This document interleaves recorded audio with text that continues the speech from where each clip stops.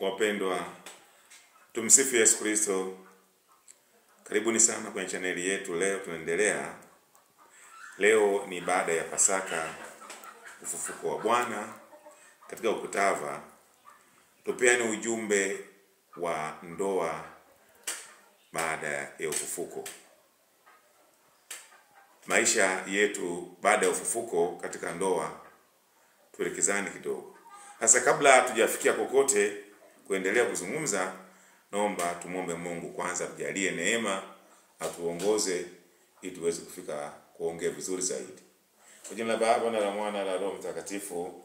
Amina. Salamu Maria, umejaa neema, Bwana yu nawe, umebarikiwa kuliko wanawake wote, na Yesu mzao wa tumbo lako umebarikiwa.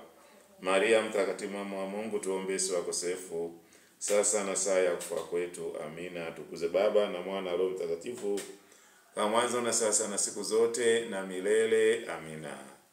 Kwa jina la Baba na la Mwana na la Roho Mtakatifu. Amina.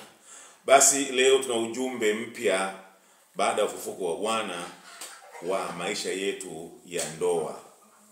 Kuna mambo ambayo kwenye ndoa watu hatuyajui. Tunaendelea madai kutokujua.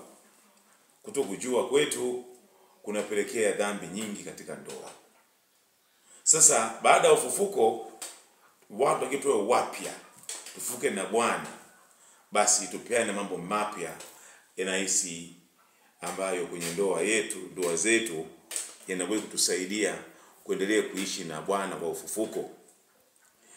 Basi katika maisha yetu ya ndoa kuna jambo, kwa mara ya mwisho nimeongea habari ya juu ya tendo la ndoa, watu kutokupeana tendo la ndoa, watu kunyima tendo la ndoa. Kumbe ni kosa, watu hatukujua kwamba huruhusiwi kumwambia mwenzako sitaki katika tendo la ndoa, kwa sababu wajibu wa kwanza wa mwanandoa ni kutimiza matakwa ya mwenzi wake katika ndoa. Huu ndio wajibu wa kwanza. Tulishazungumza tayari hilo. Sasa leo tutaongea kidogo juu ya maadili au adili la tendo la ndoa. Tendo la ndoa kwa utaratibu, sisi wa Katoliki, ndoa yetu ni tofauti na madhehebu mengine au watu wengine. Watu wengine wanafunga ndoa wanaishia hapo, lakini wa Katoliki tunafunga kitu kinaitwa sakramenti ya ndoa. Hatuishi kwenye ndoa tu, hapana. Ndio tofauti kati ya madhehebu mengine au watu wengine na kanisa Katoliki. Hii ndio mambo mlijue, kama mko mlijui, watu wengi najua mtahoji kwamba tofauti kati ya ndoa za Katoliki na ndoa za madhehebu mengine au watu wengine ni hii, kwamba watu wengine wanafunga ndoa. Wakatoliki tunafunga sakramenti ya ndoa. Ni sakramenti ya Bwana wetu Yesu Kristo mwenyewe. Katika sakramenti 7 mojawapo ni sakramenti ya ndoa. Hivyo hata tendo la ndoa watu wengine hutenda tendo la ndoa. Wakatoliki hatufanyi tendo la ndoa tu, hapana. Wakatoliki tunafanya adhimisho la sakramenti ya tendo la ndoa. Kwa hiyo lina utakatifu wake, lina maadili yake. Sasa leo nitaongea angalau kitu kimoja ambacho kidogo kipe kidogo, lakini sio kipi ili kutokukifahamu.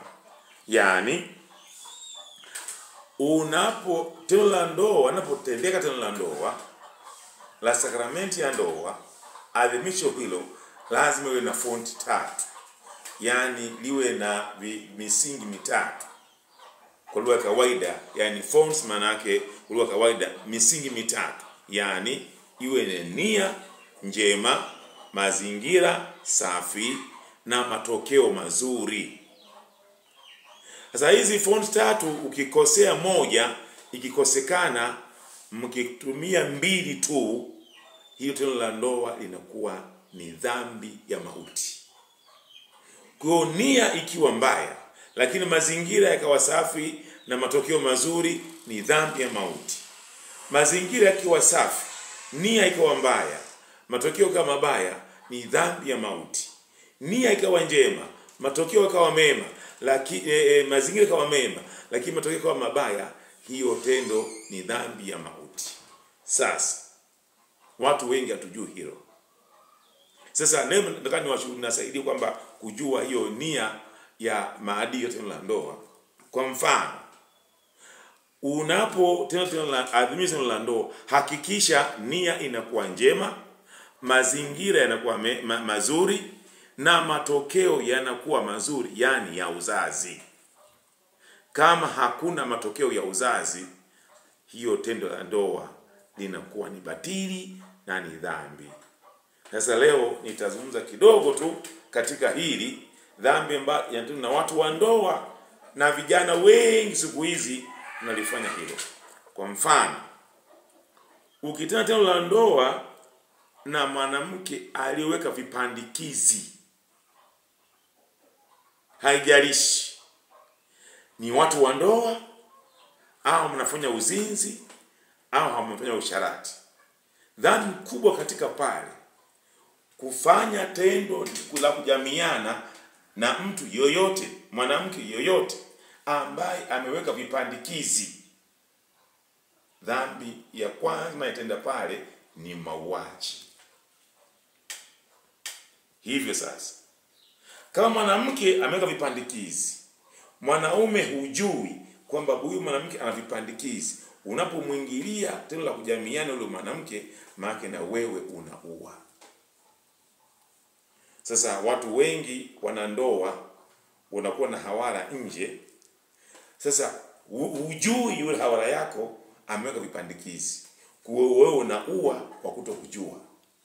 Wewe kijana ambaye unatembea na msichana, hujui kama ameweka vipandikizi, basi kama hujui ameweka vipandikizi, maana na wewe unaua. Kwa katika dhambi wote wawili mnahusika ya mauaji. Yule mwanamke anaua na wewe unayefanya tendo lile unaua. Sasa kina baba, kwa ufupi tu, naomba mjiulize, tunapotoka nje ya ndoa zetu, yule mwanamke wa nje, unajua usalama wake juu ya vipandikizi au kuzuia mimba? Hatujui. Wewe kijana ambaye unatembea na wasichana wengi tu wa aina mbalimbali, na uhakika walio wengi wana vipandikizi, hasa hujui kama unaua?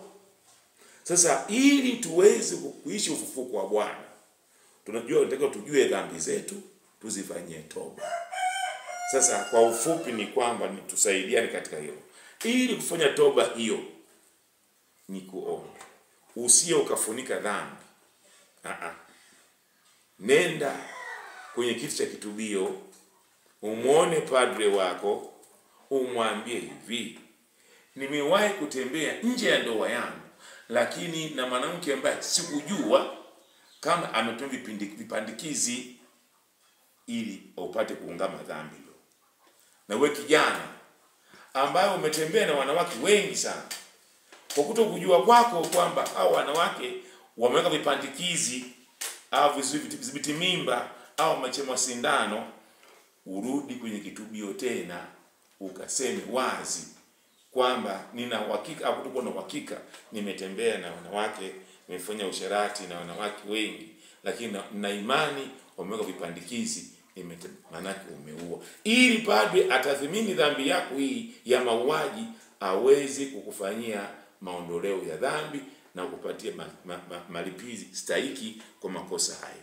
Hasa wanandoa wengi sana tunakwenda nje, tunaenda kuungama ni mizini basi, lakini yule uzini naye ulikuwa umeua, umeshaenda kuua mtoto. Kwa sababu tendo la ndoa na mtu aliyo kipandikizi, narudia tena, aliyo kipandikizi, manake fonti ya tatu ya matokeo yanakuwa hasi, kwa hiyo unaua. Kwa wewe na yule mwanamke mnakuwa mmeua. Wewe kijana, wewe mwanaume, msichana, mmekuwa mmeua. Kwa hiyo ili muweze kuwa salama kwa ufufuko wa Bwana, tathmini dhambi hizi, mjiulize, mtathmini, muone makufanya, mwende kwenye kiti cha kitubio kujieleza wazi, ili mpate maondoleo ya dhambi na malipizi yake. Tumsifu Yesu Kristo. Milele amina. Asante sana.